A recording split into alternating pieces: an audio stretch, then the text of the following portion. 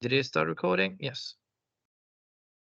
So in here, what I want you to do, type NPR tool.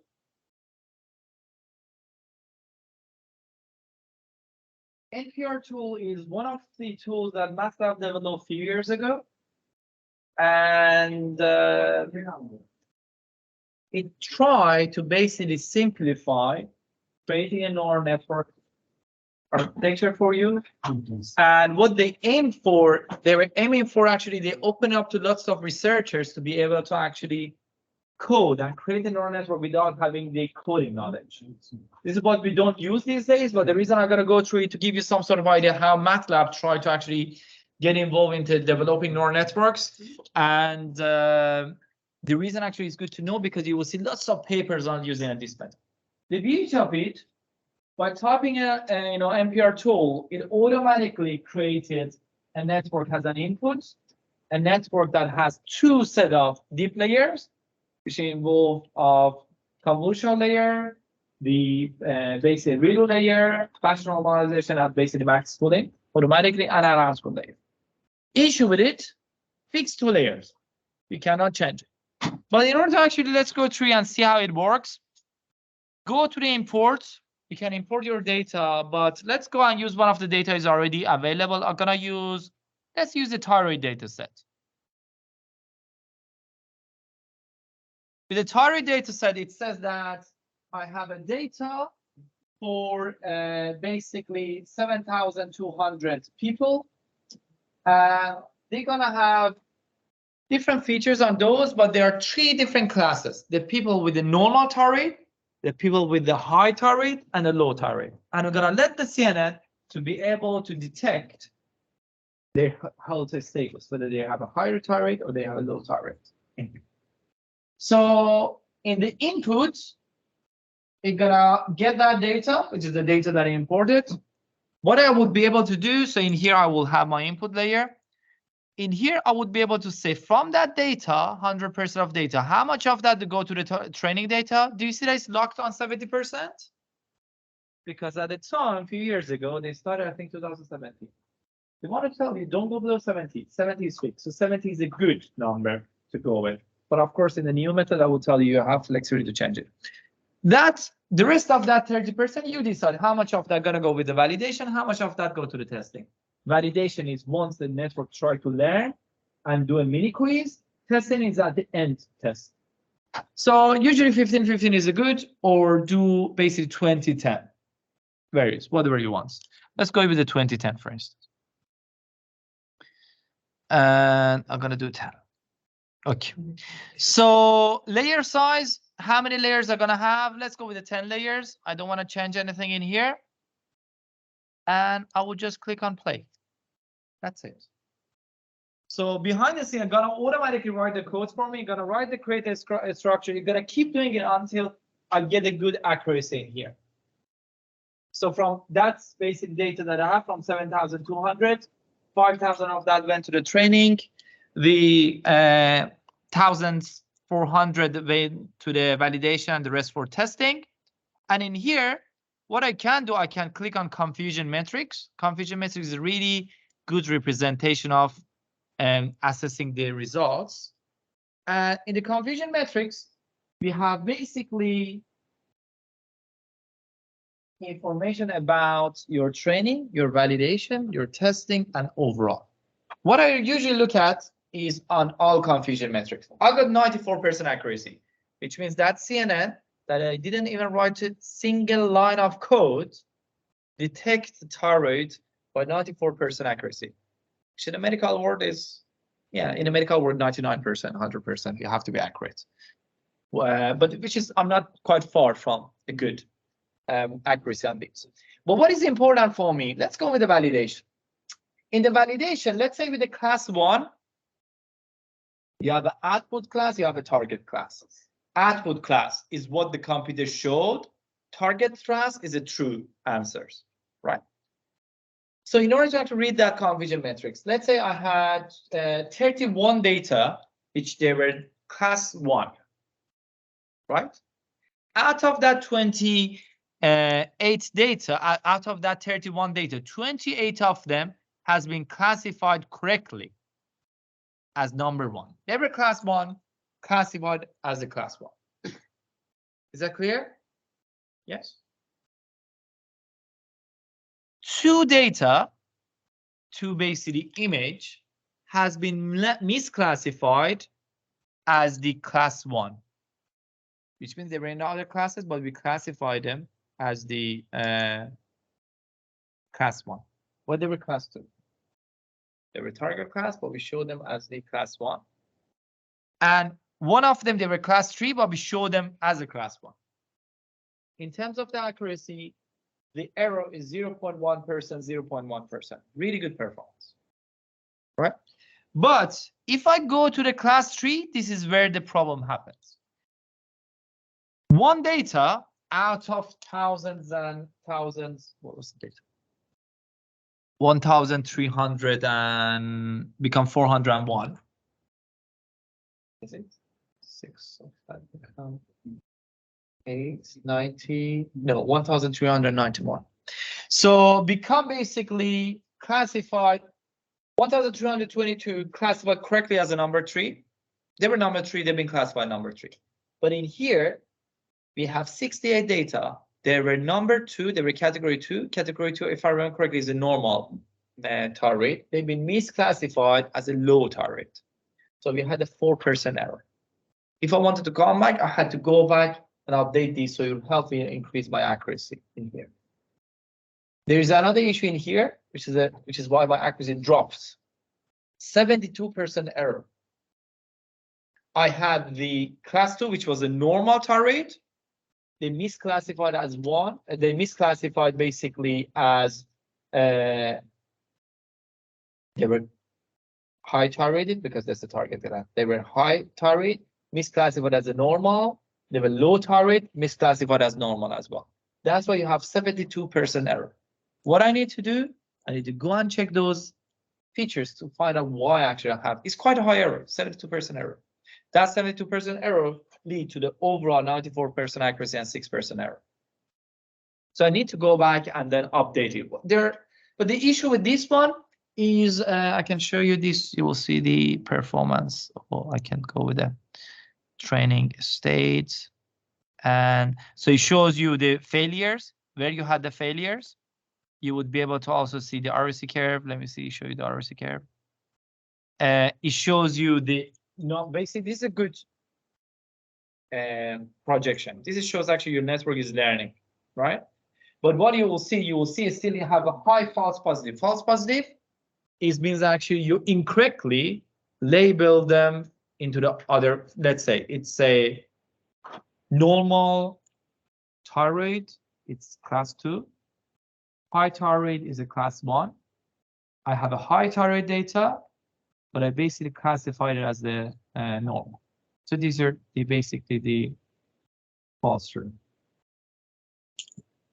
And what I need to do, I need to aim to reduce these. In here, unfortunately, you won't be able to do anything, any modification. The only what I could do, I could go back in here.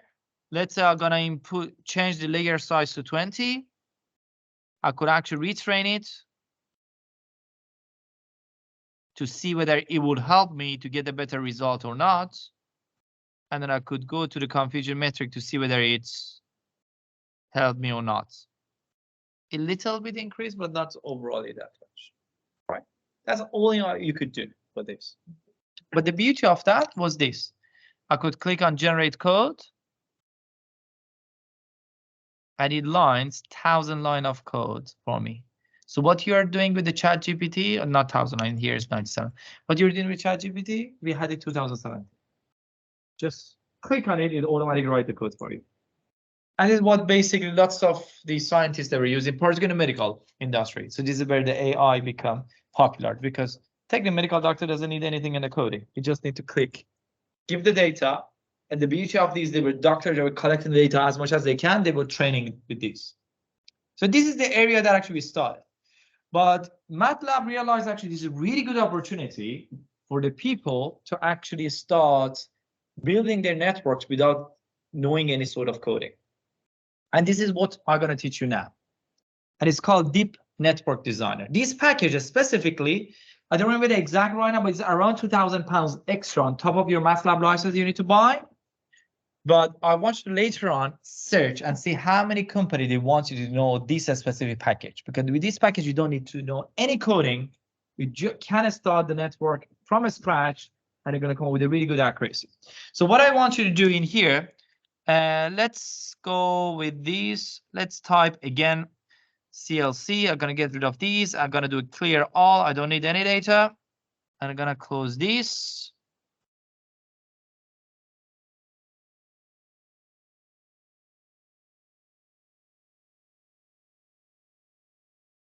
Okay.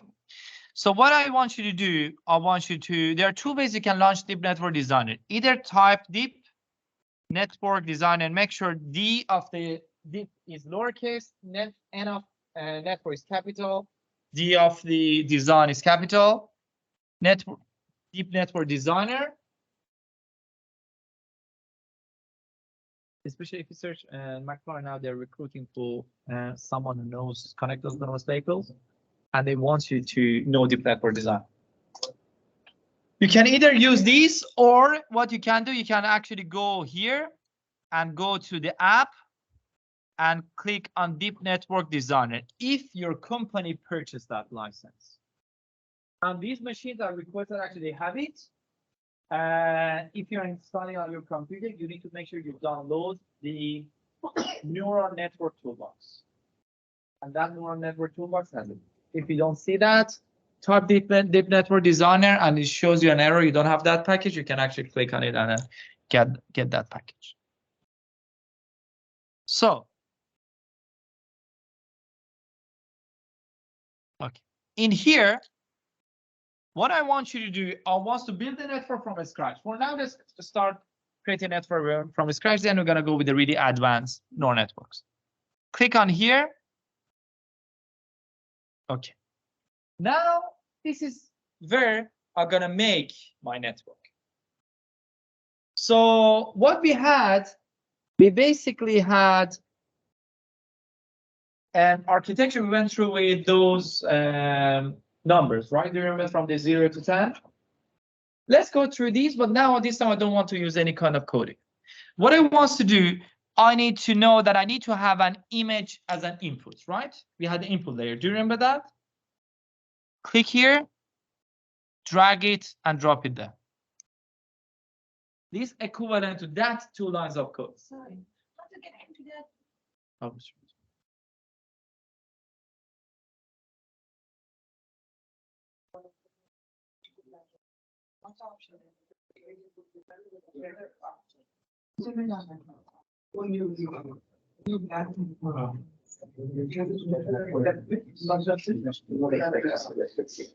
You're using that version?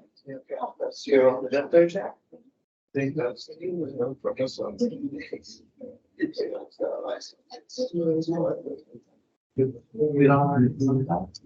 So we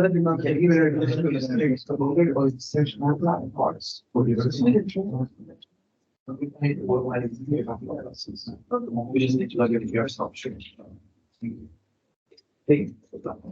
Okay.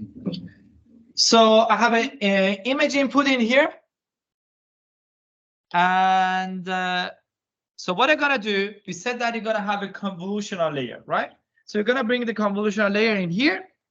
This is, I think, where it become a little bit technical. You have different 1D, 2D, and 3D layers. This is about the depth of that image that you will have. In the coding, we basically use the conv2D. I want you to use the conv2D as well. This is the conv2D. Bring the conv2D. After each convolution layer, what we had? Batch normalization. In here, either look for batch normalization, which is this one, or even if you don't know where it is, type batch normalization, drag it there. What we also had the ReLU layer, put ReLU layer, and after ReLU, we had max pooling. Do you remember that? Max pooling 2D, because we use the conv2D, so the max pooling should be 2D. So image input, convolution layer, make sure it's 2D, because 2D image. batch normalization, redo, and max put. Clear so far? So what you need to do, connect them together.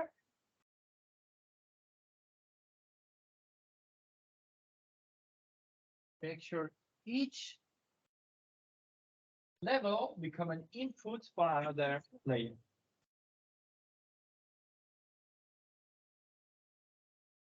Now, the conv2d layer, we had a number of filters. How many filters did we put? 8. What was the size of matrix? 3 by 3, and we put it as a code, right? In here, you don't need to do that. Click on conv2d. It will tell you 3 by 3 matrix, number of filters, 8. Type 8. A stride is like the size of that, whether you want to use a stride, whether you want to use any padding. You don't want to do that. Keep it as it is. And batch normalization, I don't need to touch anything, and automatically gonna get it from the previous layer. With the reload, the same things. For the max pooling, we use the, if I remember, it was 2 by 2 and a stride of 2 by 2. I wanted to matrix of 2 by 2, and then I wanted to resize it by make it basically a scale. So 2 by 2 and 2 by 2. Here? They put image pixel size. I didn't define it, yes. I didn't define it, you're right. Yes. I will go back, I want to load the data first and then I will. Clear? So now I need to repeat the same things. I'm lazy, I don't want to do it. Drag, Control C, Control V, or copy paste, doesn't matter. And then connect them. This time, I'm gonna make my network deeper. We had 8 filters in the first layer. Now how many filters you're gonna have? 16. I will come back here and change it, number of filters to 16. That's it. I don't need to touch anything else. So I will do it one more time. Basically, what I've done, I'm gonna get rid of these. We had these. What I've done, I copied them. Control C, Control V, or you can use basically copy and paste. You can use duplicate as well, whatever. I'm gonna do copy, I'm gonna do paste. I connect them. In this conv2d, instead of 8 layers, I'm gonna do 16 layers. Clear? Let's make it one more deeper, like the first activity we've done. Same thing, I'm gonna copy these. I'm gonna paste it, or Control C, Control V. And I'm gonna connect it, but this time is 32 filters. Right? Now, let's say I'm confident that probably 3 layers is fine for me. I'm gonna make sure that I join them, all of them together. What was the function called? What was the layer called? Before that, what did we have? Fully connected layer, right? Fully connected layer. And then after fully connected layer, we had softmax. And then we had, what was the last layer? Classification layer, right? Put the classification.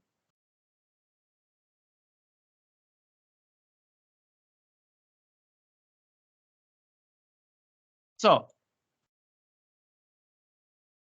how many categories those numbers had? How many categories we had? 10. So what I need to do, I need to click on fully connected layer. I should have the output size to be 10. If it's not 10, make sure that you updated the 10.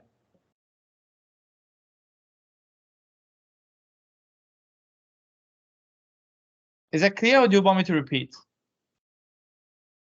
Clear? Do you want me to repeat? Okay. So first, we basically bring the convolution layer. In that convolution layer, make sure the matrix size is 3 by 3, and I have 8 filter. After that, I brought the batch normalization. I didn't change anything. The reload layer, I didn't change anything. I bring the max pool in, I put it as a pool size of 2 by 2 and a stride of 2 by 2. I keep the padding as it is. I copied these 4 layers, and this time the only thing I changed, I made the number of filters more. So I'm gonna make the layer deeper. I made it to 16, and then I didn't change anything else. Copy everything, and this time I made the convolution layer with the number of filters of 32. Once I've done that, I brought the fully connected layer. The number of outputs should match with the number of the input that we have in terms of classes. We said 10. Normalize it one more time for the last time. We use a softmax, and then we make sure we use the outputs. Okay.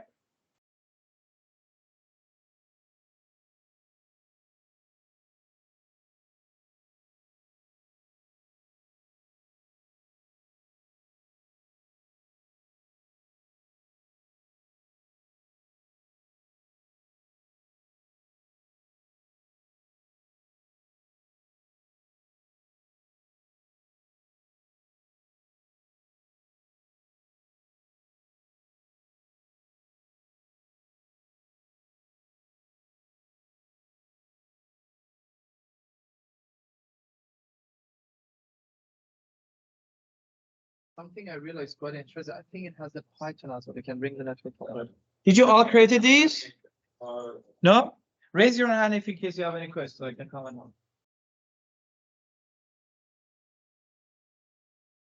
1D and 2D? The depth of that is that calculation we don't even have.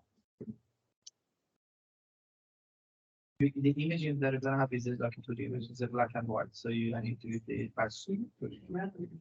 Let's use mask. It's a slash trip. That's both sides. And 5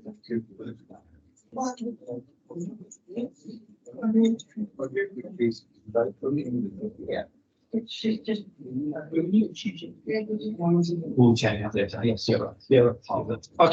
So once I've done that, you can see for me, I put it really badly organized. The reason I've done it because then if in case you have something like this, I can click on auto arrange and it automatically arrange it for me. Auto arrange, make these linear. We have 2 sets of the CNN network. We have basically the linear, which means deeper and deeper. We have some network like ResNet comes to some level, but it goes laterally. We're gonna keep adding the features in one simple layer. But that is, if you really have really complex layers, complex features, sometimes it's better to go to horizontal. But this is this network architecture you build gonna help you. I would say 70% of your application, you get a really good accuracy with this network that you develop. If you make it 7 to 9 layers, you keep repeating until you have 7, 9 layers, 90% of application get a really good result. So once I have these, what I need to do, I need to define my inputs. So go to the data, click on import, and this is where you select your inputs data. I know if you're using Mac, that becomes a little bit different, but I know where is the file. If you click on import the custom data, or let me do doesn't matter, both of them is the same thing. Let me actually do import the image classification data. For Windows, I know where it is. Hopefully I can find it. If you go to browse, and if you go to C program files, this PC C program files, MATLAB. Gonna go with this one, 2023A. There's toolbox. By the way, in your case, you have your database, you know where it is exactly. I'm gonna load one of the MATLAB ones. Toolbox, NNNet,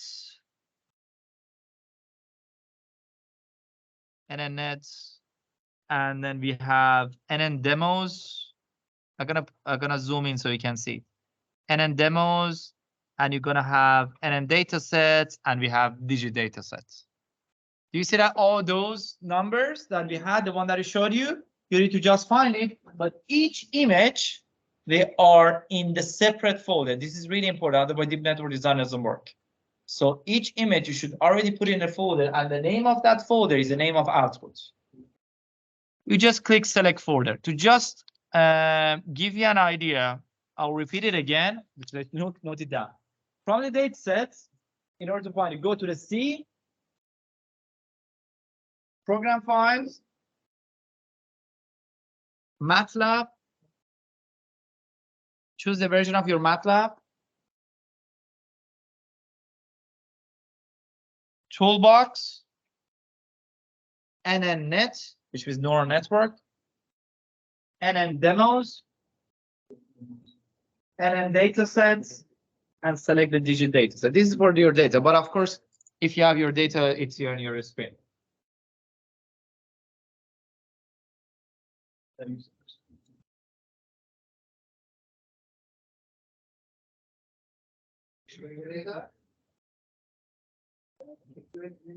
Yes, just select open. Click select. Yes. Click on data. Click on this one. Yes, select the person. Do you know where to go?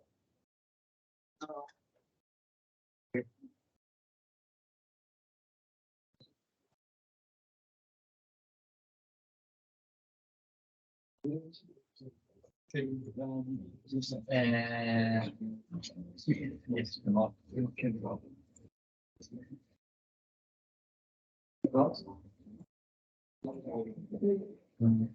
the online MATLAB.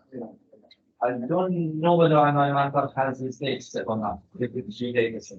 If you don't know where it is, if you're who is using MATLAB online? If in case you don't know where is the data set, do you remember the code that we use for MATLAB? Let me show it. So go to this and then copy and paste this one. It try to find that data set for you. But we don't need it because it is only if you want to.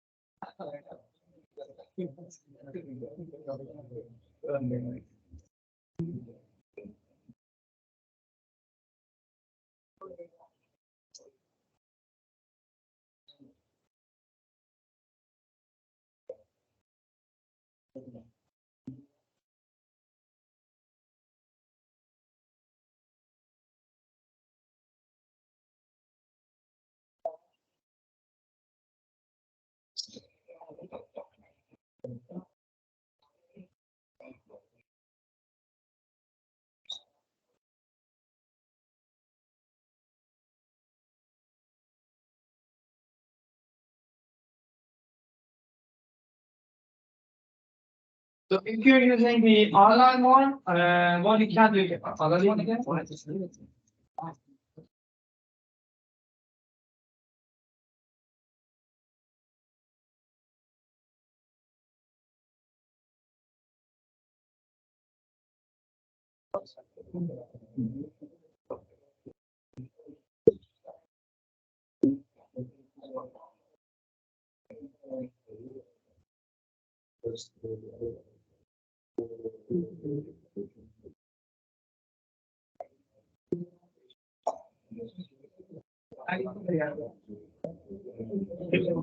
So anyone who are using the online version, let me know so I can bring the data set for you. Okay, did you find the data? Okay. Yeah, because you have only found the workspace.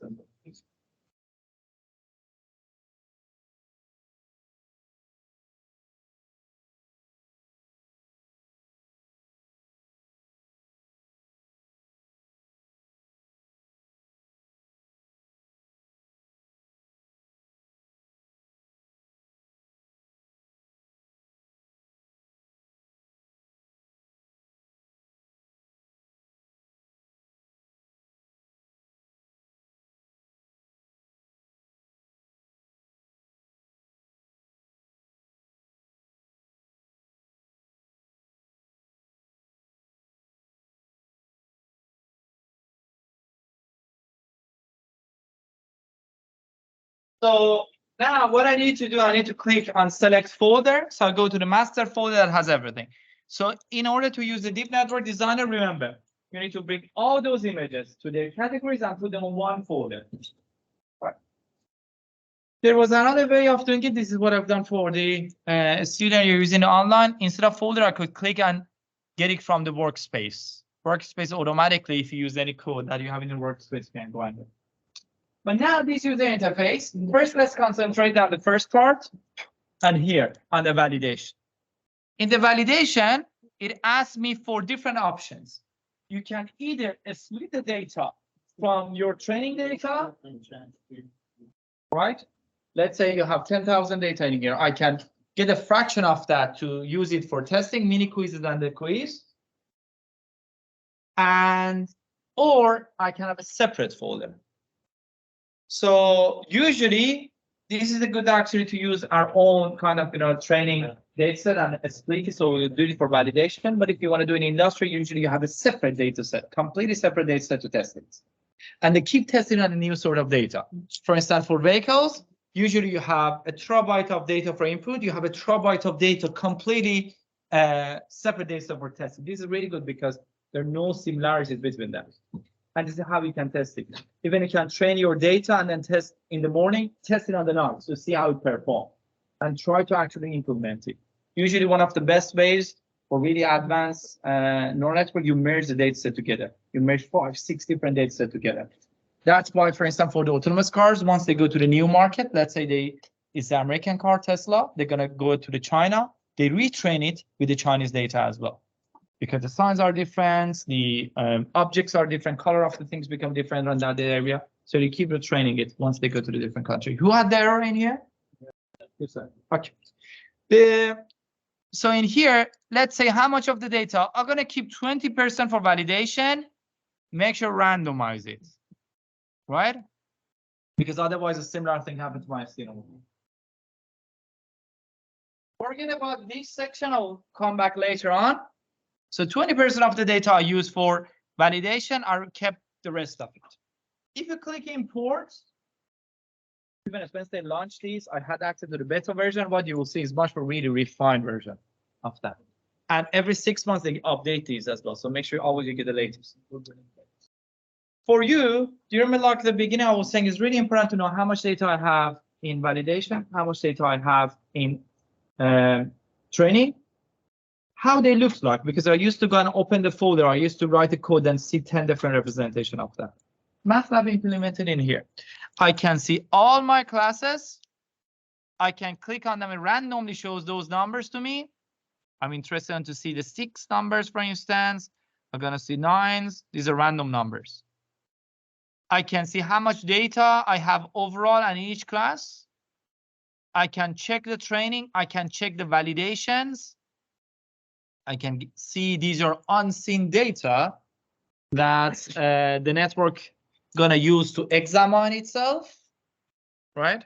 So in here, I can click on validation. I can go to the training. Do you see on the corner in here? The other thing, if you remember, I said is really important. Do you remember that I said that uniformity, the data is really important. Make sure you have a uniform data. MATLAB done it for me. So I can see whether my data is uniform or not. If your data is not uniform, usually you come like a kind of bell shape, which is really bad. You try to avoid those. In those data that you're downloading online, most probably gonna get a non-uniform. So you have to come up with a method to make it uniform. Okay. If we work with other data sets and it's not uniform, in that case, we should delete some of the as well. You don't delete, so you add more data to make it uniform on those manually. Yeah. Yes, or what we're gonna use something called data augmentation, which I explained. You're gonna generate fake data on that as well. So in here, everything is fine. What I need to know, I need to know the size of the data, the size of the data, and these are 28 by 28, right? So what I need to do, I need to go to the designer. In my image input, I need to make sure it's 28 by 28 by, what was the depth of that? 1. So 28 by 28 by 1. I don't need to change anything else. And once you have everything in here, usually what I will do, you don't have to. I will click on analyze. Analyze is gonna go through each layer and make sure you don't have any error into it.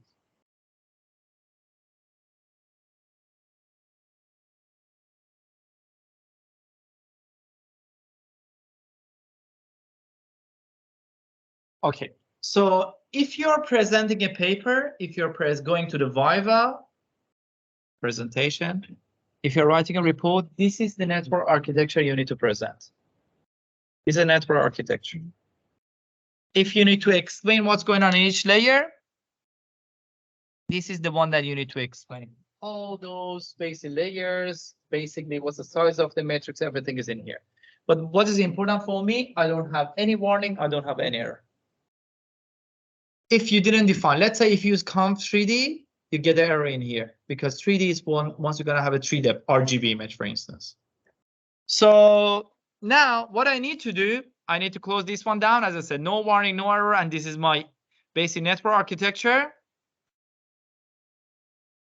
And what I need to do, I need to go through the training. So far I didn't wrote a single line of code, nothing, right? So I'm gonna go to the training options. Do you remember training option in their initial learning rates, max epoch, mini batch size, and so on? These are all here. We have different solvers that mathematically they solve them are different. Adam and SGDM, they're the best one. Do your own study if you wanted to do that. But SGDM, if you don't know these, if you don't want to get involved in mathematical things, keep it SGDM. Initial learn rate, 0.01 was the initial learning rate we used for that number at the beginning. So I'm gonna use the same thing. I don't want to change it. Mini batch size. Mini batch size is what's the number of images you're gonna feed at each time to the computer. Right now, how many data you had in the data? So I go to these for calculating the mini batch size. This is important. So what I need to do, I need to go through these and find out how much data I have in each class. I'm gonna go to the top side of these and it will tell me I have 800 data, which means that if I'm gonna go and give 800 data each time, I can only do it once. So basically you're gonna go with it. Let's say 800 papers together, and then you're gonna have an exam straight away. You won't be able to perform well, right? So I can say, let's say, go with 100. Probably you have 8 times to go through it. I can go and give 1 or 2 images at a time. So you're gonna have 400 times. What was the issue with that? The network become basically lost because it's really bored. It's really slowing. So you don't do it fast, you don't do it slow. What you need to do, you need to go and find out the lowest number of data in a class. Right now, everything is 800. But let's say you had a class which was 200 and you had a class with 2000, right? I don't care about 2000. I know I have a class with 200 data. So if I put 100 megabytes, so it's 100 data at the same time, probably it's really good for the big one because we had a few thousand data, right? But it's not good for the data with 200. Because in 2 rounds, I'm gonna give all the data. So I reduce that. There's a try and error in here. Usually, for example, when I was doing my PhD, I was going with a different mini batch size until I come up with the most accurate one, which I will tell you how the MATLAB, the latest version, gonna do it for you automatically. But usually with the mini batch size, I start with the 8, I go with the 16, with the 32, 64, 128, 256. Probably most computers cannot handle it after 256 image at a time. But this computer can handle 256 with the RTX 3080, for instance, GPU. But if in case you go over 128 on most of these computers, the computer gonna give you error. If it's grayscale, it should be fine. But if it's the RGB, most probably gonna give you error. So in here, the one that I'm gonna use, I'm gonna go with 128. So I'm gonna have 6 rounds of data. It might be bad, I don't know. I'm gonna go with this. Validation frequency, it's 50, and I'm gonna see whether I change it here. No, keep the validation frequency as it is. I don't want to change this. I don't know, I might get a low accuracy, but doesn't matter. Epoch, to make it faster, I'm gonna go with, what was the epoch we used last time? 4? Let's go with a 4 for now. Click OK. I don't know, I might get a low accuracy, but let's have a look at it. And once you do put those numbers, I didn't change anything basically. I just changed the epoch to 4. Click on train.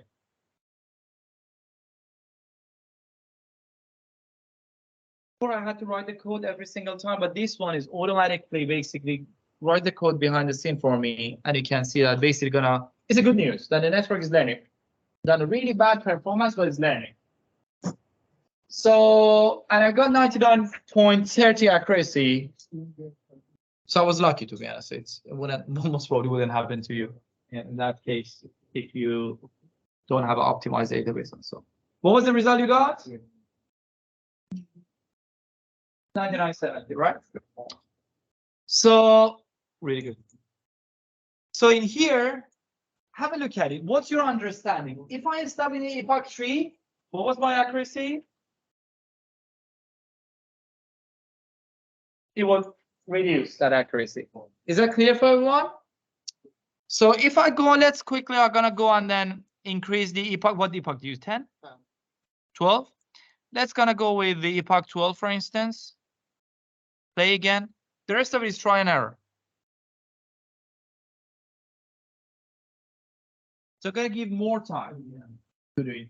This one, have a look at it. The network gonna take longer because I increased the epoch, but potentially should increase the accuracy a little bit. This one I think is negligible, but you can see the network become way slower. Quiz didn't update it. I'm gonna see what was the time at the beginning with the forward. Do you remember what was the time with the forward? 8 seconds. So right now, it took 26 seconds, but my network accuracy increased. Right? So it's a balance. Which one do you want? Do you want to actually get a higher accuracy, but you waste some time? I mean, in here, to be honest, from epoch 6, 7, you're wasting the time. The network doesn't learn anymore. But this is optimal. Let's actually ruin the network. I'm gonna go to the training option. And now I'm gonna bring the mini batch size to 8. And click on play. Now it takes way longer. But see, it might help the accuracy, it might lower the accuracy.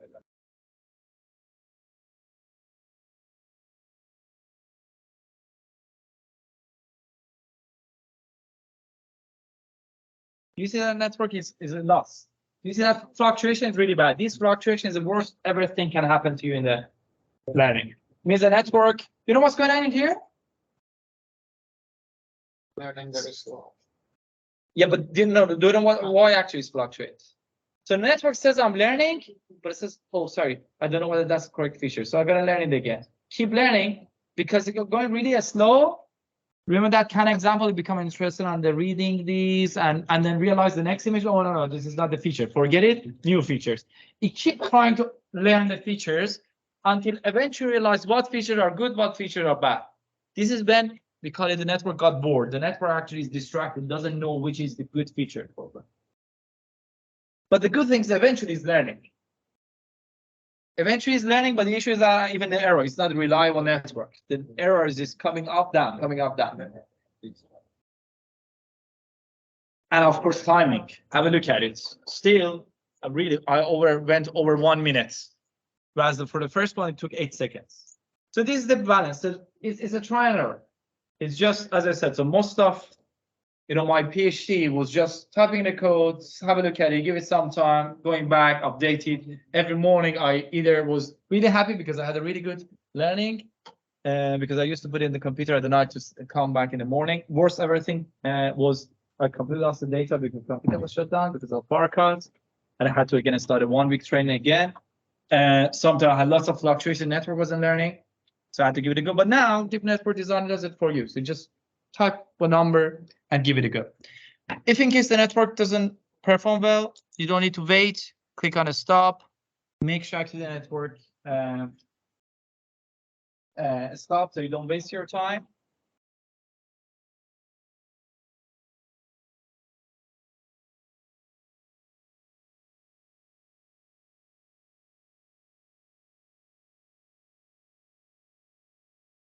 And okay, let's say you finish everything. So there are a few things usually we say to export. Make sure you export your training plot, which is this one. So if in case you are presenting, you're gonna have a paper and so on. This is important because this one reveals that you don't do a training well, right? Compared to the first one.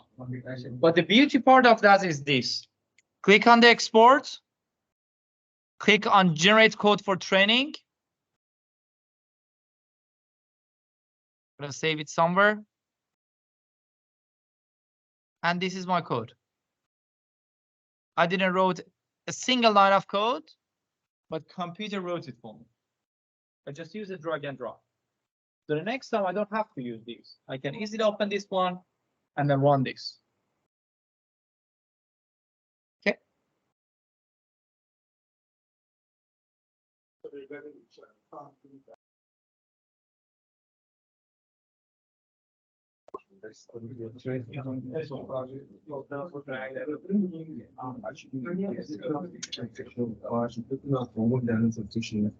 So that's one this is actually very efficient for the data. It's not like a check on anyone. Either in house or so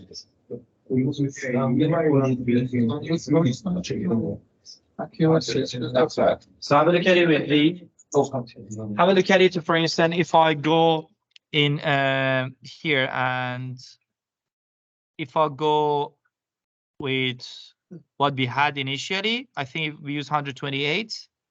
And I gotta go with the for epoch, for instance. Have a look at if I train how smooth it's gonna go up. So the feature you're gonna learn, these are really good features.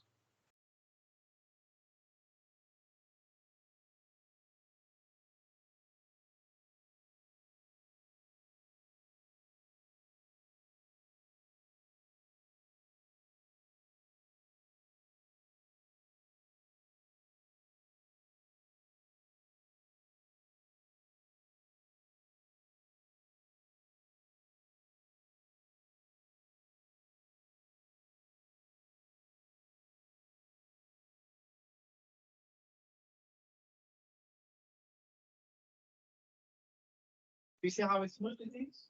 Fluctuation is less. And a really good stability. So, yes. You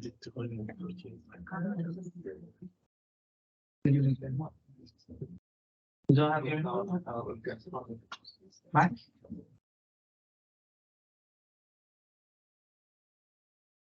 Is it the online version or is it the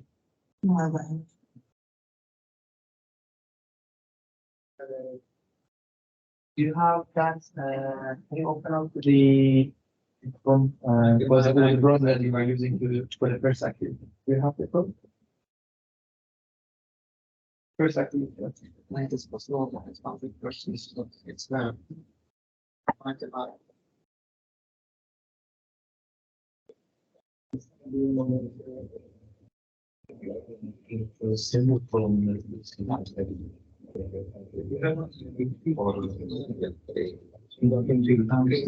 think when it's over,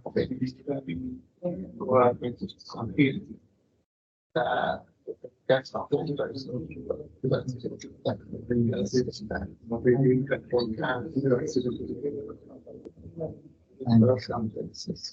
And you don't have to do that code, but that code is just bring the sample. In your case, you just open up the code. Option. Oh yeah. We are alive.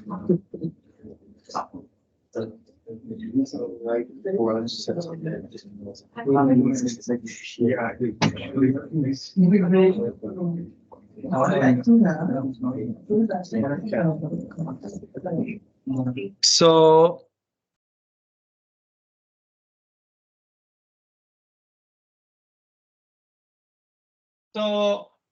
and then once you train everything, probably your training, if it's a, I would say quite a complex data, it will be a week of training, months of training. So what you need to do, you need to make sure you go to the export and export your network, which become, let's say, multi-million pounds value of your AI.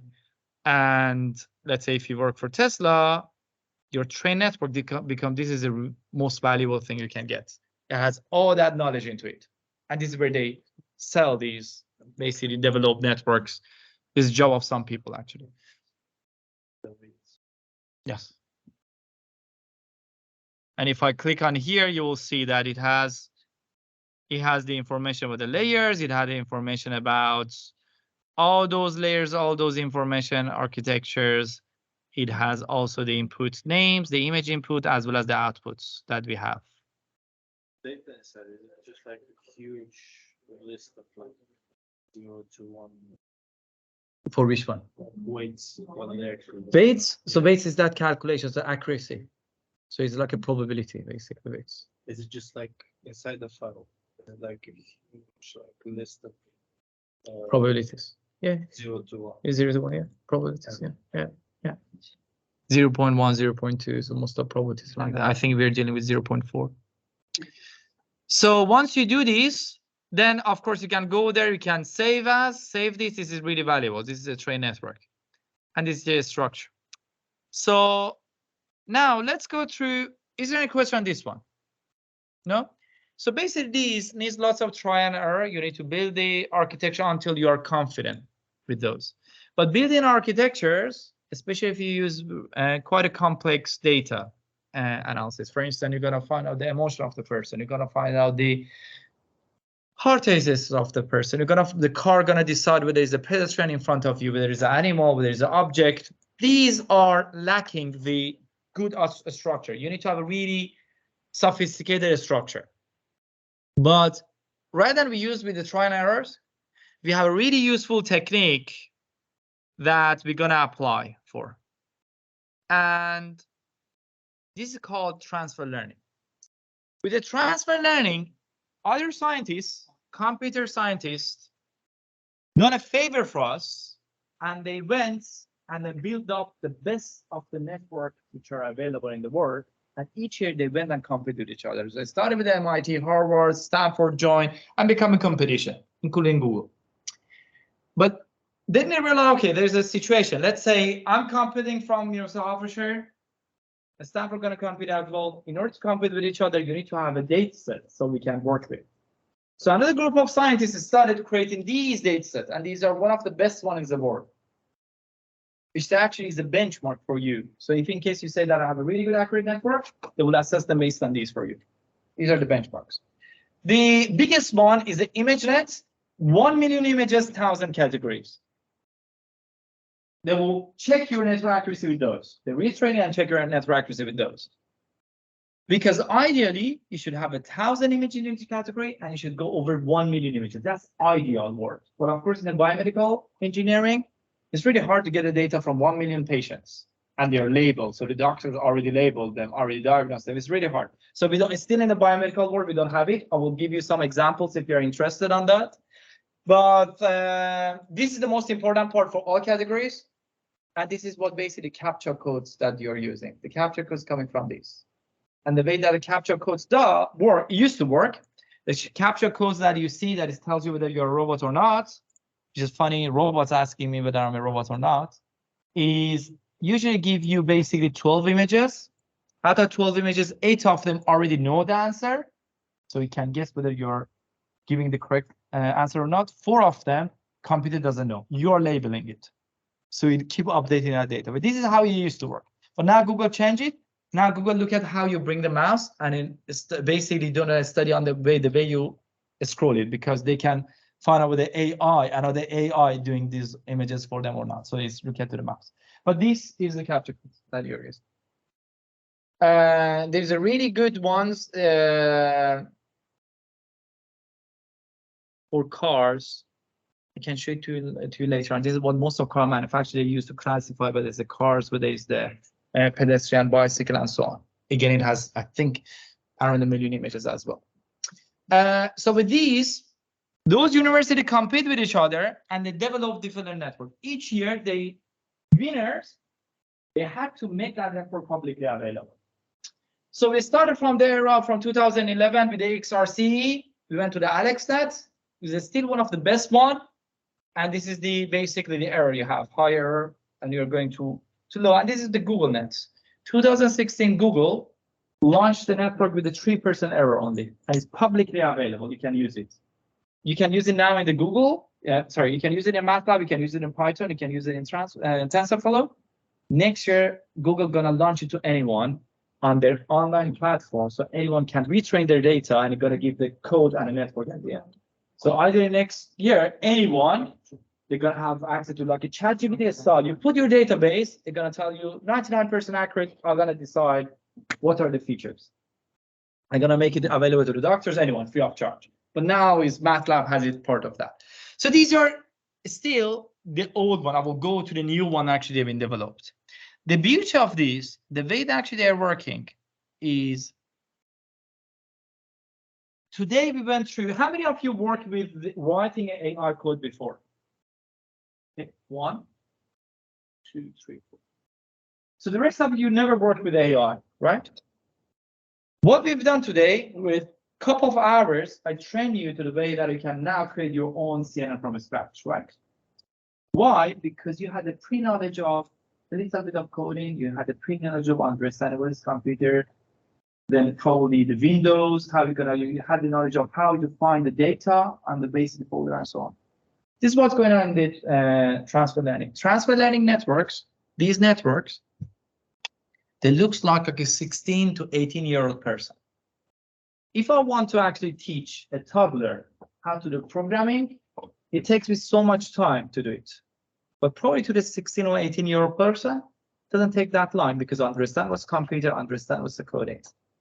The beauty of the transfer learning, these networks already had the knowledge. These networks, for instance, GoogLeNet been trained with ImageNet. It's been trained with 1 million images, 1,000 categories. Already know what's chimney, already know what's car, already know what's pens, and so on. Now, I'm gonna train. I'm gonna say this is the patient data with the cancer. This is the data without the cancer, so you can easily distinguish between those. But the beauty of that, I don't need to upload that 1 million images because I already had that in the knowledge. I'm gonna give a little data with that knowledge, gonna then find the features for me. The beauty of these, if I'm gonna train 1 million images, 1,000 categories, I need to actually train it over a few months. Now I can do it in seconds. With the 1 million images, I need to have GPUs. I don't need to have a GPU because this network already has a knowledge, which is why most of people these days, they don't create the network from scratch. They're gonna use one of the transfer learnings. And then depends on which one is suitable for you. This is basically needs experience because each of the network architectures are suitable for different applications. And what we are doing in here, what we will see, all those drag and drop we were doing, even I don't need that. I load it, put the data, I only need to change the last 4 layers. So let's have a look at it in here, what I'm gonna do. So I'm gonna CLC clear all.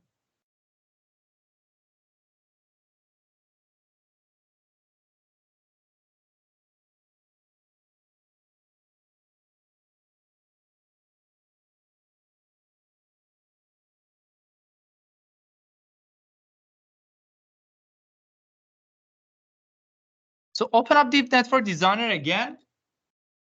And this is, I think hopefully your license now work because this is where we need. All these network that you see, these are pre-trained and these are a state of art.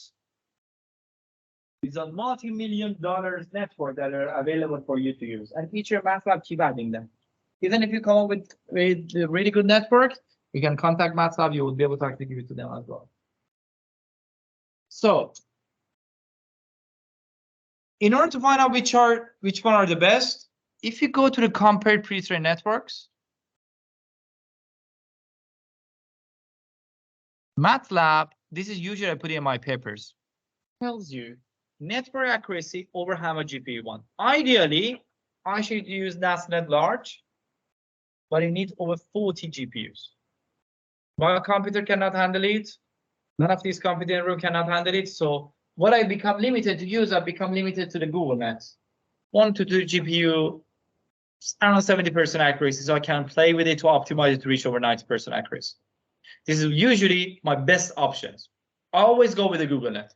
And if you're getting lower than 80% accuracy, you're doing something wrong because Google has achieved 99% accuracy with that. If it's above 80, you're fine, then you need to tune it basically.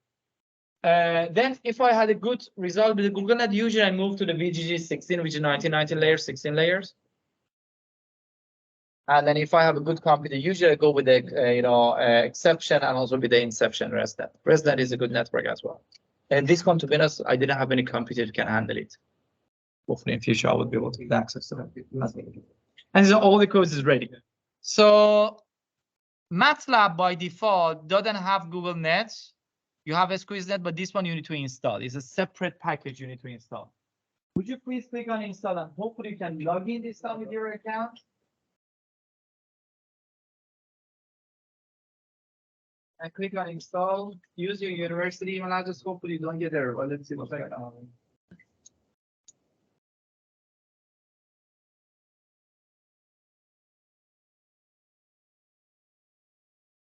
Well, you do university. I can check it out.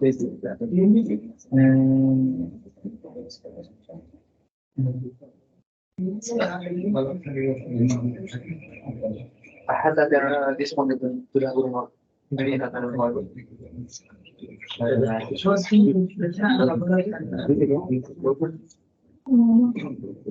Yeah, close this one first.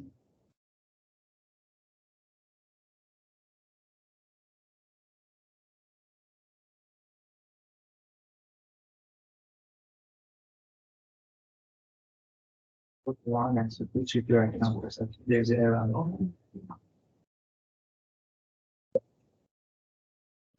Yeah, make sure install. So every single of these, each year they add those. Did you install your?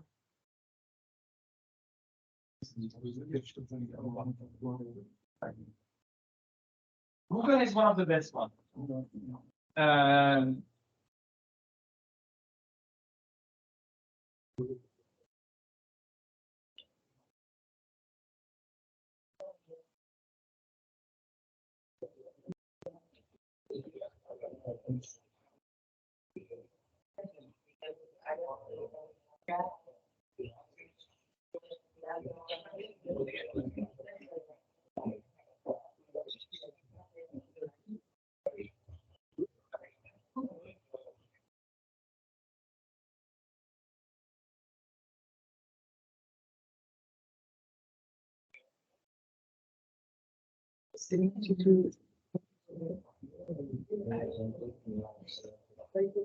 You didn't know that to have access.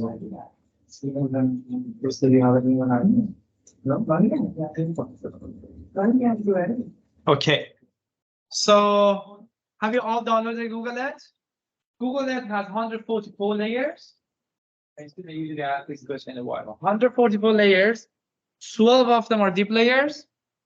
And the size of the images are 224 by 224, which means if you're using on the manual coding, you need to resize that image as to 224 by 224. Otherwise, your network doesn't work. If you have 2022A onward on MATLAB, automatically resize it for you. They wanted to make it really dummy proof, to be honest. You want to make sure in the future, it's quite an expensive package, by the way, it's £2,000. So they're going to make sure everyone in the future, they will do is just drop the database, automatically train one of these, and then you have the accurate systems. And of course, the Google is competing with them. So next year, they're going to launch their own basic network. So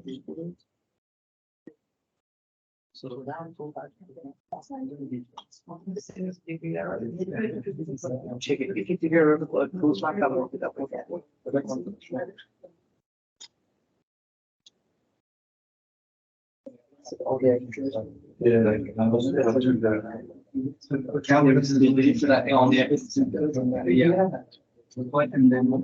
So should we move on? Please open GoogleNet.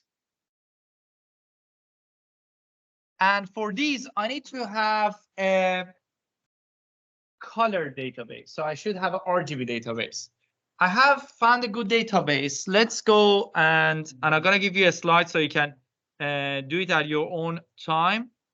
So let's go to this database. I'm gonna see how I can find it. This is the link. Would you be able to type it or put it on the screen? Would you be able to actually type these? This is the MATLAB training. See, hopefully. Or do you want me to create a Bitly link for you quickly? So use the Bitly, or you're happy to?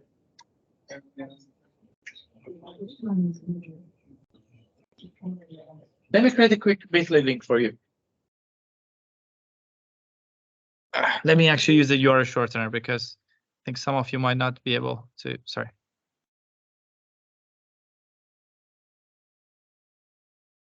And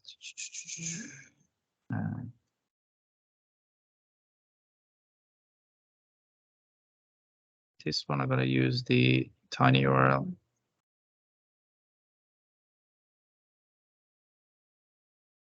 So use this link, tiny URL. I'm going to put it in the PowerPoint so you will see it. Use this.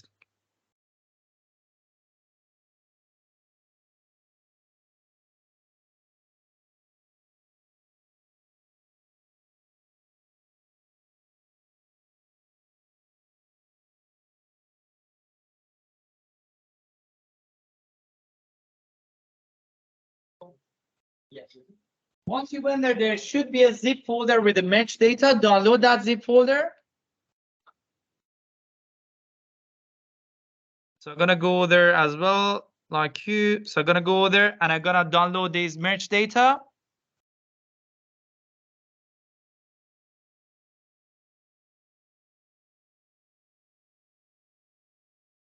And what I need to do, you need to make sure actually you uncompress the zip. So you have to extract everything.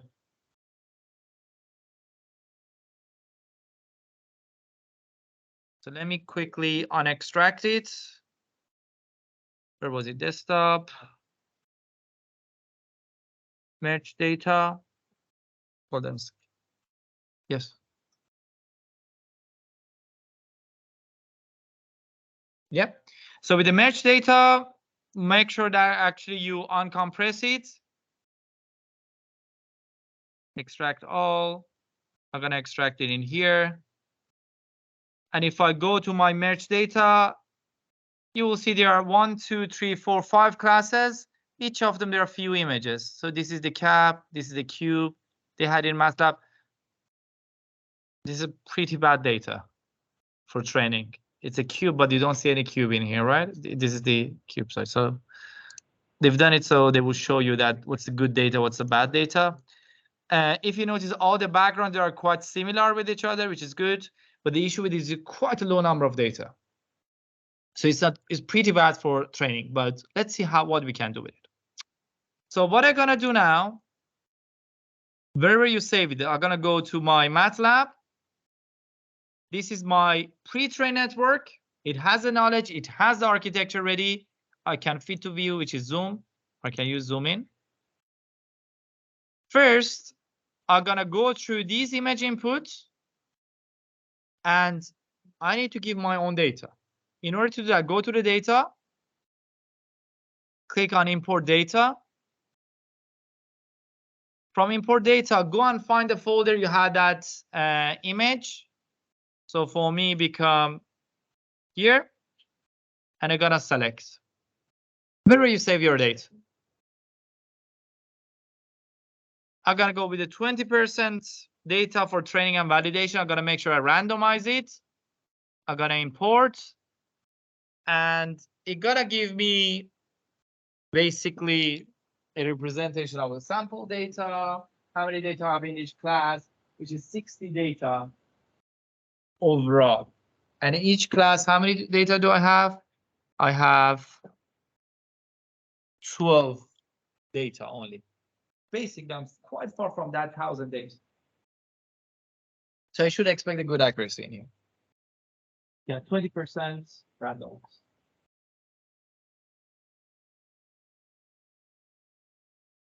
Only this should be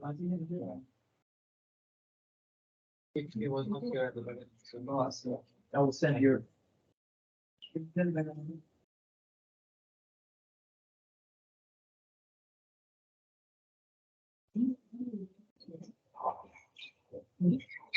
Okay, should we move on?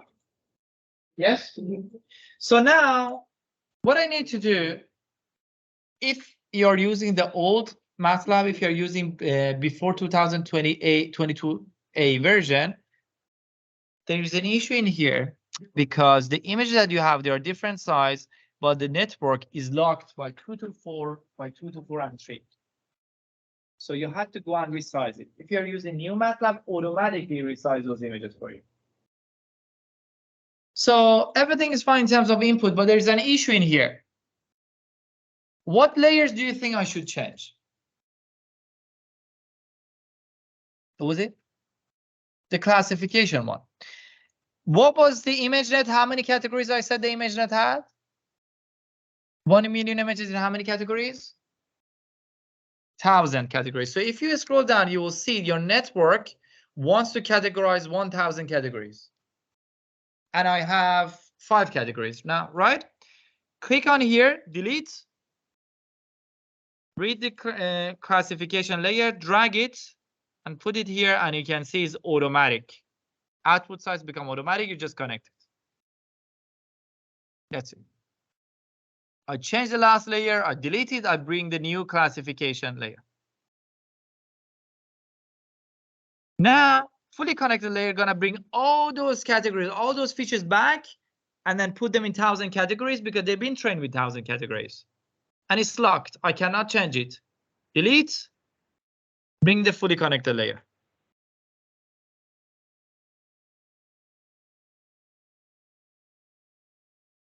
How many categories we had? Usually I go here to see how many classes, 5.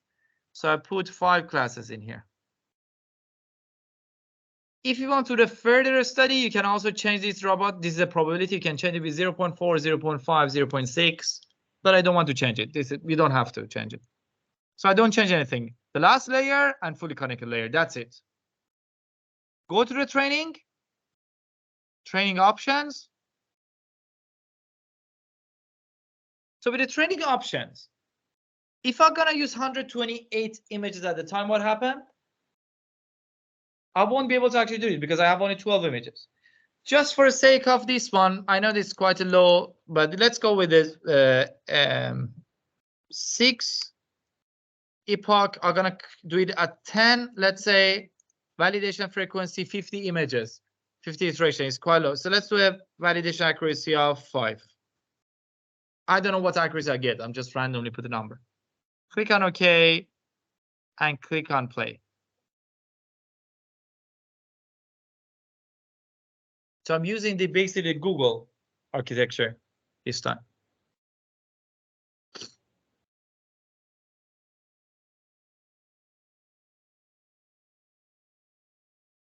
can see the network is really confused. Trying to learn, doesn't learn, going down and going up. And then it's lost, but 20%, because I have a huge issue with the data. So what I need to do, I need to go to the data. Your PC died? It's even this one is a struggle with this. Which is why I was telling Jason, most probably I cannot record it because most of the time we crash. Nobody crash. Especially if you have a massive data, it would happen. This one was, how much was size of data? 100. It was less than 100. So it would happen, especially if you're using with the terabytes of data. So in here, what I want to do, go to your data, re-import the data again. And we have something called augmentation. What the augmentation does, the augmentation gonna create the fake data based on your original data. So augmentation is something we try to avoid unless you have a low data. So if you have 1,000 data, 1 million data, or 1,000 data in each category, you don't need to use augmentation. But if you have a low data, 200, 300, less than 1,000, you're gonna use data augmentation. So with the augmentation, before you had to do a coding, again, MATLAB implemented in here. So the first one, I'm gonna do a reflection on the x-axis or the y-axis. Let's say if it's the face of the person, I can do it across the y-axis, but I cannot do it across the x-axis, right? In here, the objects that we had, cap of everything, I can do x, I can do y. Let's do y, for instance. So you're gonna have 12 images, 12 images in reverse. So I double up the data. I'm gonna rotate them as well. So let's say from 0 to 30 degree, or minus 30 to 30. If you are face off the person in the cars, usually I use minus 30 to 30, which is minus 30 to 30. If you're dealing with the numbers, make sure you don't go with over 90 degrees because your 6 become 9, for instance. Because usually there's a rotation into it as well. And I can rescale it. I can have the same size. I can double it up. So this is, I can go from 1 to 2. So I'm going to double up. So if I have 2 to 4 by 2 to 4, I'm going to have now 4, 4, 8 by 4, 4, 8. I'm gonna basically move the pixels in X and move the pixel in Y. I don't do it because it becomes pixelated image. I don't do it in here. And now I'm gonna click on import. Now I increase the data. It doesn't show it here. Not right now. I think in the next MATLAB, they're gonna update that. But right now it doesn't show it how much data you added it. But now the training will take longer.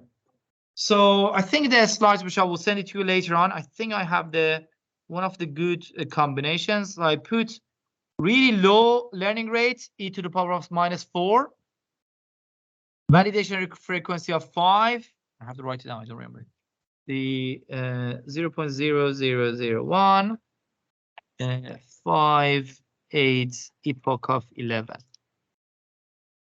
Which, to be honest, is just the time, but I will tell you how the AI also gonna help us. Go to the training. In here, we're gonna say that 0.0001, which is really slow, and was 5 images and epoch of 11, and I think validation frequency of 8, right? Validation frequency of 5, epoch of 5, epoch of 11. The mini batch size of it, okay, it's okay. And I'll put the epoch as 10. I usually go with the 10, 30, 50. So now let's play it. See whether it will help me to actually get a better accuracy. I might get a good accuracy, but to be honest, I wouldn't be really happy if I get good accuracy in here. I would explain why. The network is eventually going up, trying to learn. So do you see now at the epoch 10, it learned, but I'm gonna now go back, give it more time because I think the network might learn more. I'm gonna go back and change it to 20. It might work, it might not work, let's say. I don't know. Yours even crashed? And this is a really simple neural network. It's over. And I also learned how the GPS CPU should part with the GPS CPU to find out the best. So I'm going to explain how you can force it upon, especially if you're using manual choosing. It's called executive network. So these are actually eventually I got the higher accuracy in here. So I can play with that, yes. 100% with what configuration did you use?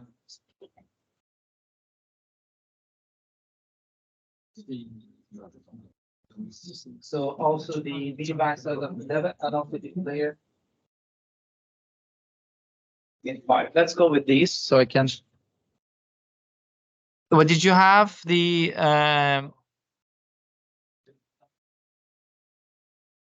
okay. Okay. 16. Let's have a look at it. So basically, the rest of your job become just playing with these until you come up with a really confident network. You now no longer need to worry about your network architecture because you have really good network architectures. You need to only look for a really good database. You need to work on optimization.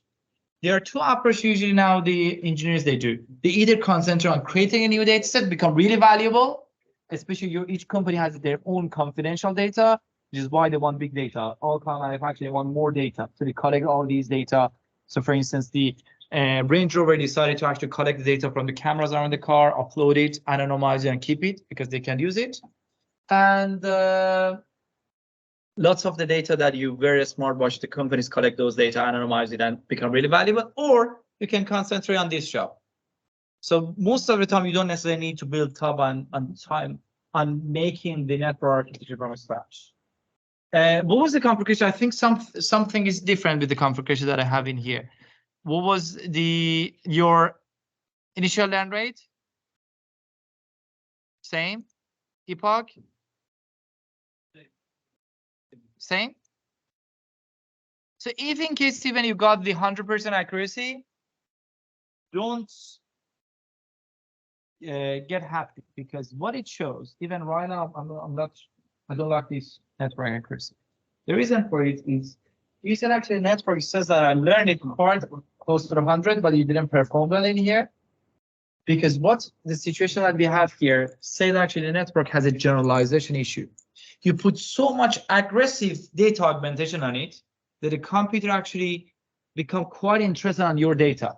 If I give another cube to it, most probably it won't be able to identify it, because actually you had a really less data. So the level of data augmentation is a balance between your input data. So usually I don't go over 3 times of the data.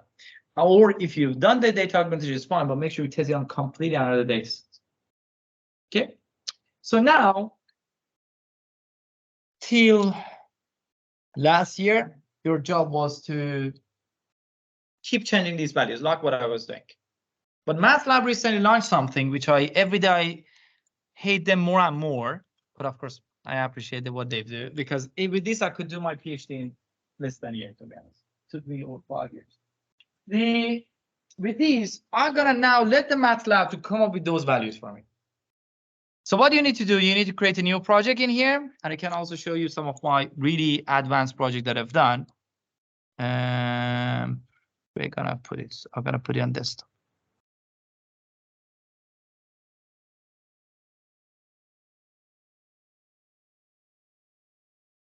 So the code that even I developed, you're gonna go try and find out over 10 pre-trained networks, over I think 300 combinations of the data together. But of course, with this one, you can do something quite similar to that as well. Okay, so in here, I'm gonna say what's my learning rates gonna be. This is usually what I put: 0.1, 0.01, 0.001, and 0.0001. These are my combinations.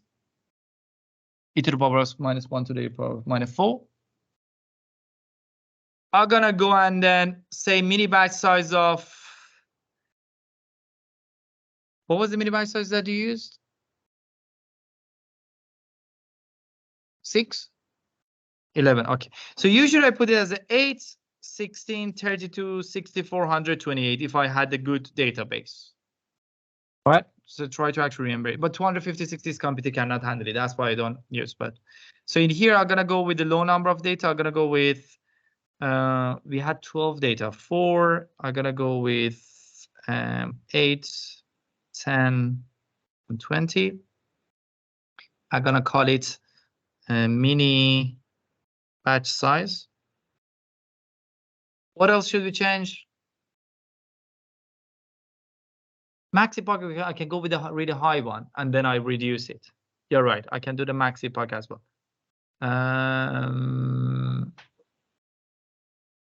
Let's keep the max epoch for now, because it will take longer. That's good.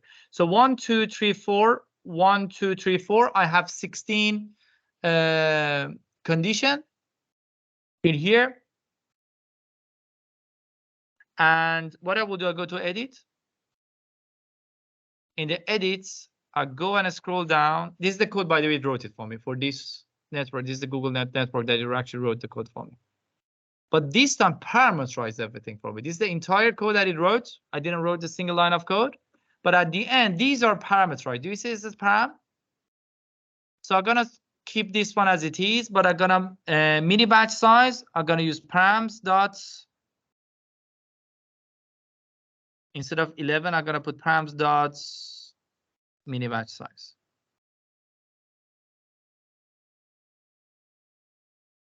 Epoch.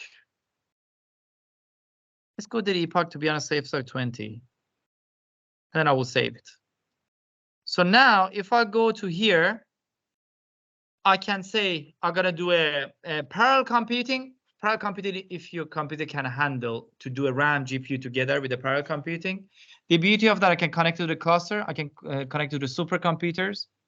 To do it, I'm gonna click on play. And of course, usually in the information, I put that what's my network. I will show it to you later. At the network, now I can go home. I can let the computer actually go for a few days. It's gonna do all the communication. At the end, I'm gonna present the result to me. So you can see that it started with 0.01 megabytes of 4, and then gonna go through it, and you can see the fan of this computer start usually overheat. So if you are my students, or if you want to get to the good computers, I have access to some research computers, and if you go there, it's really cold. But there are 256 gigabyte RAMs and few terabyte of space as well. So you can see it actually, you do the few computation together, and you're gonna present me the result at the end. So this one I got 93% accuracy. And so now I can say that's the best configuration, 0.001 megabytes of 4. And I haven't done anything. So it's automatically gonna keep going and check those for me and come up with the best solution for me. So what I can do once I finish, I don't want to waste time, so I'm going to click on stop. And what I can do, I can now go and sort the results, pick the best network. So let's say this is the best network. I'm going to go with the validation accuracy. I'm going to sort it out from the high to the top. I'm going to click on this one. I'm going to click on validation data. It's going to give me the confusion metrics. So all the classes works well. This is a true class. This is a predicted class. Cap has been classified correctly. So for the cap, there is no error in this one. With the cube, however, that it was the cube, but misclassified as a cap, which I'm quite interested which one. It might be the one actually there was a hand and it was something like that. And of course, the parent network done a pretty good job on this. If you have a much more complex database, this become more interesting for you to discuss. I'm going to show you a complex database. Then if you're happy, I'm going to export. I can export my network. I can export my results, and I have my code as well. So if I go to my Deep Network Designer, export generated code for the training, you will be able to actually go to the MATLAB, and you will see these are all lines of code that it wrote for me without any coding that I've done. And it's the 93% accuracy by the network that we developed by Google, which is really good. This is the era that most of the engineers, they really like to get involved. Computer scientists, still they're going to go and build their own networks and make it better and better. But mostly for us as an engineer, we basically try to find an application of engineering, find a really good database, optimize this data, come up with the best combination and put it onto the work. This is what, for instance, last year with the YOLOs, I recommend that actually we could use the GoogLeNet, which is really fast, really also doesn't need a high GPU on it, and you get a really good accuracy on that. So to just tell you, to just go through other, hopefully if I can bring the other networks. So in here, I'm gonna go with one of my network. Let's see with the quad one. Tell you what I'm doing.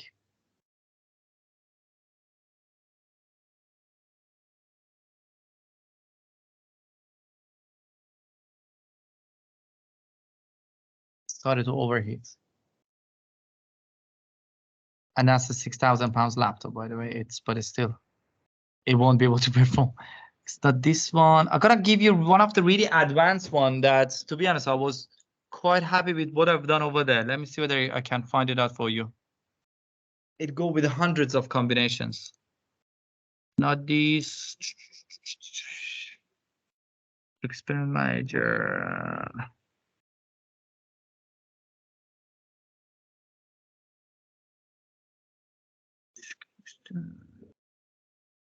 Shit. Not this one. This is really good. This is for find out the emotion through the ECG. I'm gonna see whether I can find it. Hold on a second to see whether I can connect to my.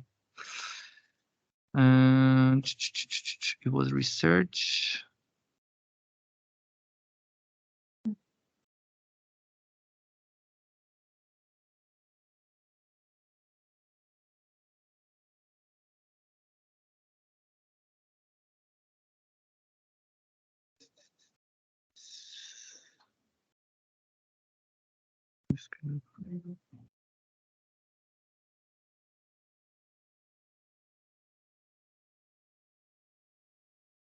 Train network fusion. Let me see whether I can find it. Hold on a second.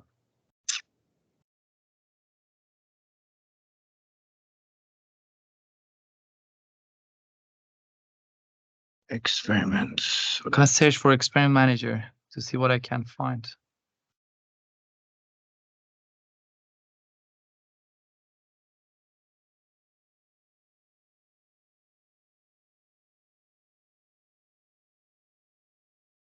And then I will explain where you can find a good databases for your projects. It's okay. I'm trying to train network. Okay, so if I go here.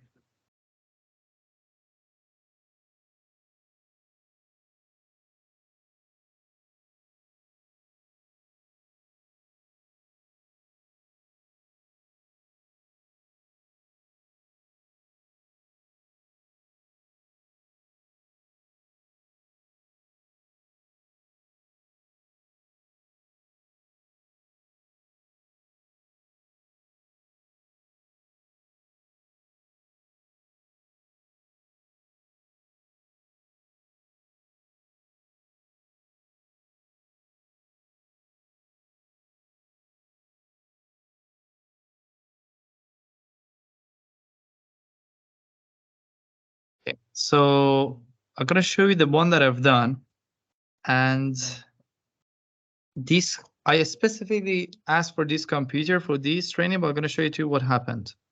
So this is the code that I wrote, and it's gonna go through all the combinations that you need to have, including working on a different pre-trained network.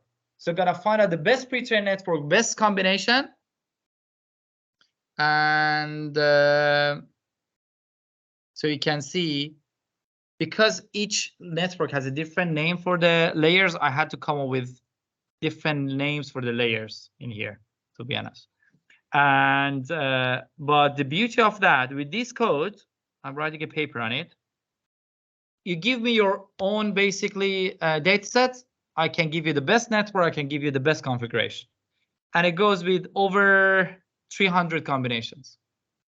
But of course, it's the finding computer. I was just testing it, and usually give you 98, 99% accuracy. That's why I didn't share it where it was. That's why I switched off the computer. This is really good, because then technically your projects that you're doing with me, if you give your data, I can find out what's the best combination. So I know the state of art on that. And usually with the GoogLeNet VGGs, you should be able to go over 90. But now the issue is finding good database. There are different ways you can find a database. Some of them, there are closed databases. You don't get access to them. Some of them you would be able to request access under end user agreements. We call it EULA. Some of them are open source. In terms of the open source database, if you want to take a note of that, one of the best one is the Kaggle. And within the Kaggle, you would be able to actually not only get access to lots of public databases, you would be able to also compete with others as well. There's a competition. Every month there's a competition over there. For instance, this is the one that I've showed to one of the students this morning. They wanted to find out whether the driver is Rosie or not. This is a public database. I can go there. I can click on the code. I can find out what others actually are working with. I can actually go and see the data. This is the image of the driver with Rosie. You can see a Sleepy. They're all labeled. I can go with a non-Rosie. I should download it, put it there. So that's why I was saying most of these projects I can do in one day, or I can spend 1 year on it. Depends on how much you're gonna optimize the result. So Kaggle is one of the best ones. With in autonomous vehicles, for instance, if I go with the car or vehicle detection, vehicle detection. This is a really good database as well. Yes. And so you will see there are vehicles, non-vehicles as well, if you want to do with a vehicle. And there is the one actually has the cars, bicycles, and everything over there. In the world of biomedical, that ImageNet, which was the benchmark, part of that is called PhysioNet. With the PhysioNet, I'll go with the actual PhysioNet first. With the PhysioNet, you would be able to actually go and get access to these data: stress, heart rates, tumor, cancers, and so on. This is the database that I use to find out the stress of the driver. And if I go and visualize it for you, let's say a driver 3, it has ECG, it has the galvanic skin response, there's the respiratory rates. And what I need to do, I need to convert these to the basically image. There's so many ways you can do it. You can basically picture a screen as it is and put it there. You have a scalograms, and this is what I've done through the scalograms. There's another way. I need to pause recording in here to be able to actually show it to you. Hold on a second.